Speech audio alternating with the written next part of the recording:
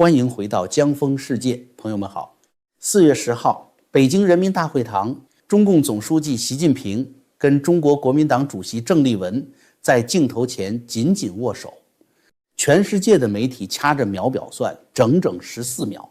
各路评论员逐帧分析这14秒里谁先伸的手。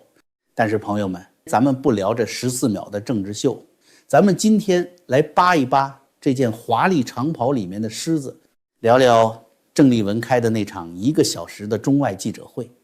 那里藏着的玄机，暴露出的底牌，比那14秒重要100倍。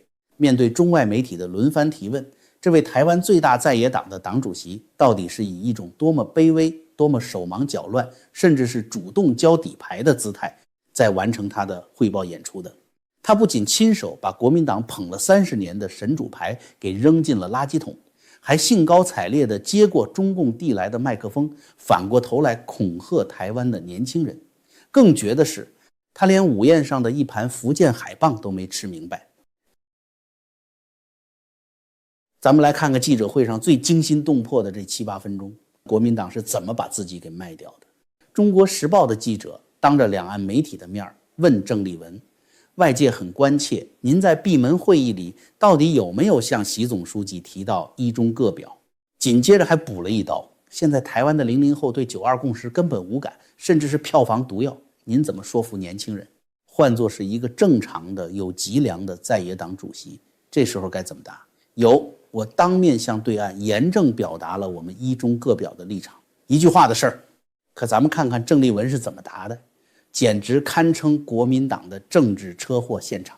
面对记者问的两岸政治上的差异，也就是各表，郑丽文开始翻他的课堂笔记了。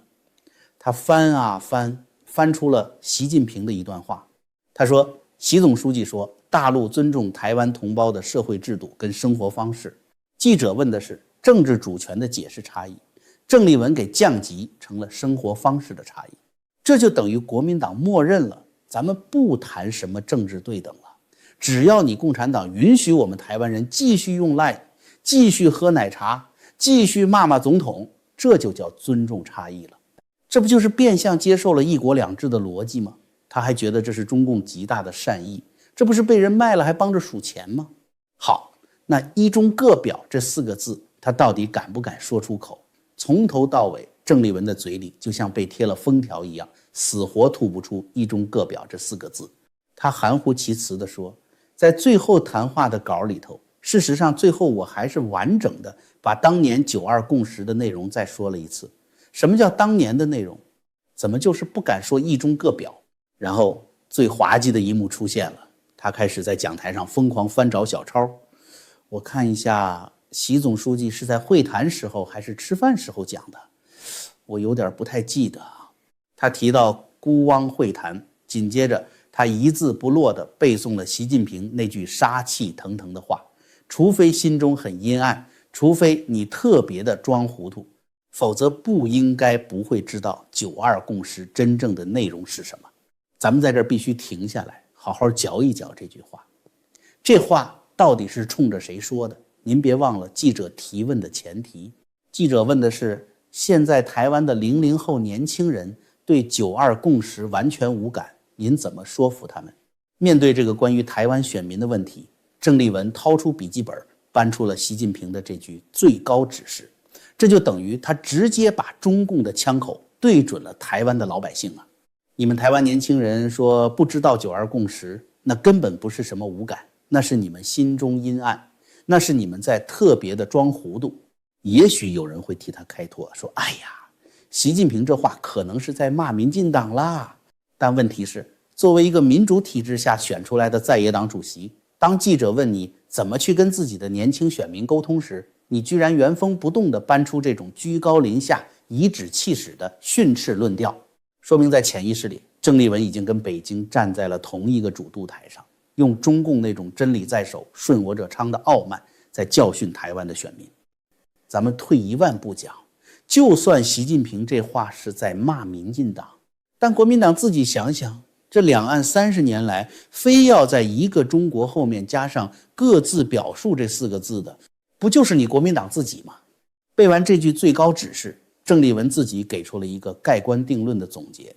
所以两岸交流对话唯一的政治基础就是坚持九二共识，反对台独。九二共识一中各表变成了九二共识，反对台独。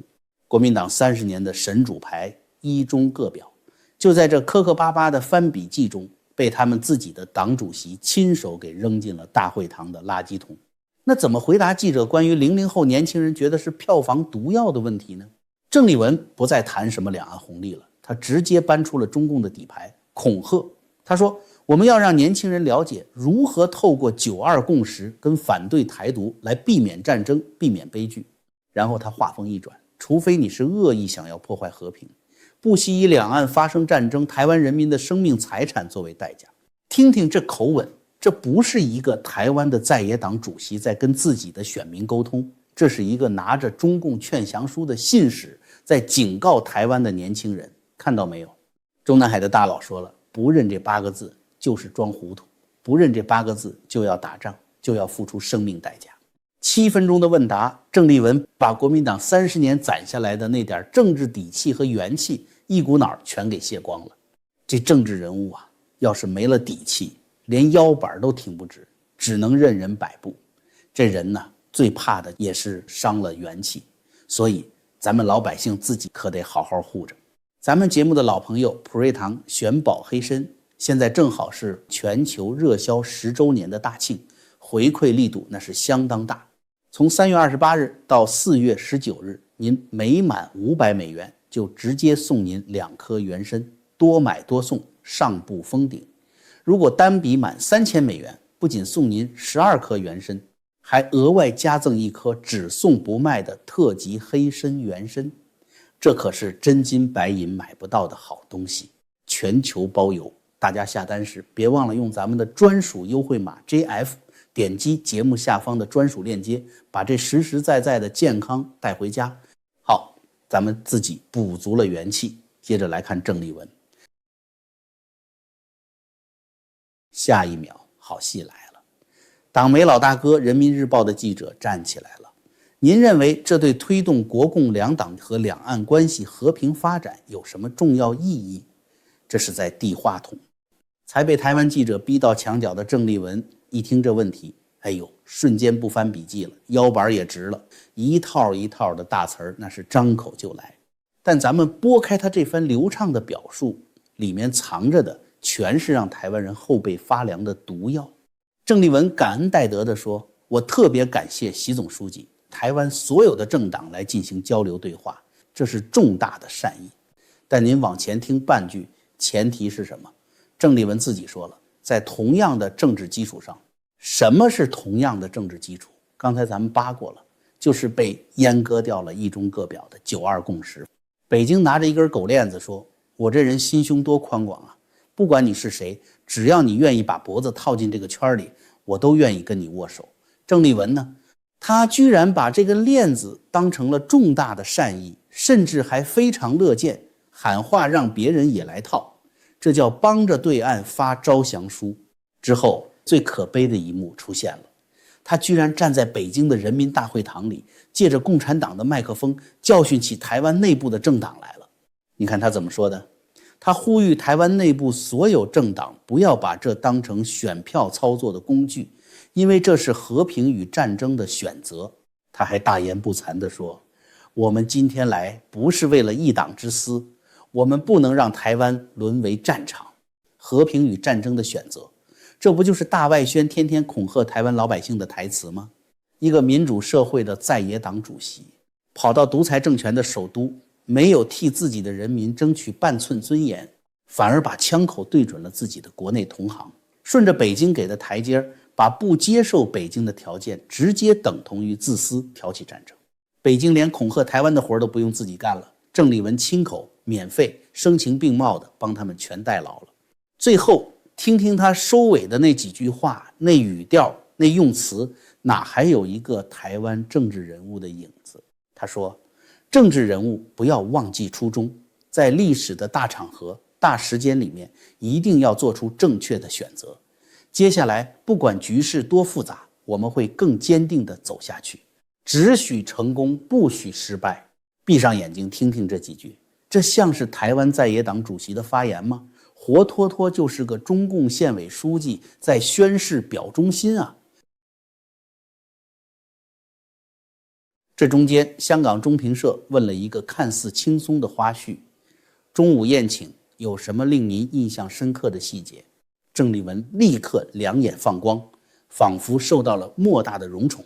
他说，第一道菜是一道福建的鸡汤海蚌，习总书记特别讲，这是当年中共宴请尼克松总统国宴上的一道菜。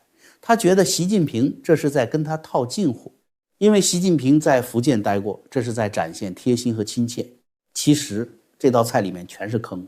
现在是4月中旬，30多天之后，川普要到北京，在这个节骨眼上，习近平坐在人民大会堂里，对着台湾最大在野党的主席端出了一道1972年款待尼克松的菜。那一年，中美发表上海公报，台湾成了大国交易的筹码。这次的这道菜是习近平借机向大洋彼岸的川普隔空喊话，是给下个月的川习会摆盘用的。台湾老百姓最关心的实惠呢？记者问得很实在。台湾想加入 WHA 世卫大会 CPTPP， 享有国际空间，习总书记到底给没给具体承诺？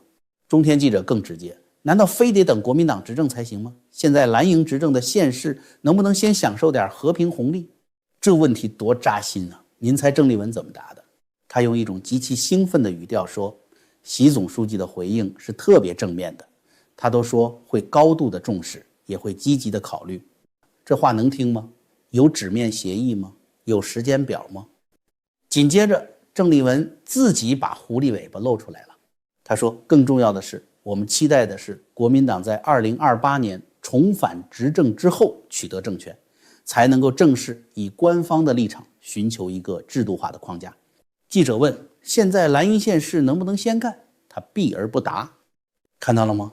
我拿回来了一堆积极考虑的盲盒，但是前提是2028年你们得把票投给我，让我当上总统，这个盲盒才能打开。如果你不选我，对不起，台湾不仅没有红利，还要面临战争。更荒唐的是，面对凤凰卫视的提问，甚至大言不惭地说92共识，反对台独，台湾没有牺牲任何事情。这是中南海派回台湾的高级催票员啊！好，今天的节目就到这里，咱们下期接着聊。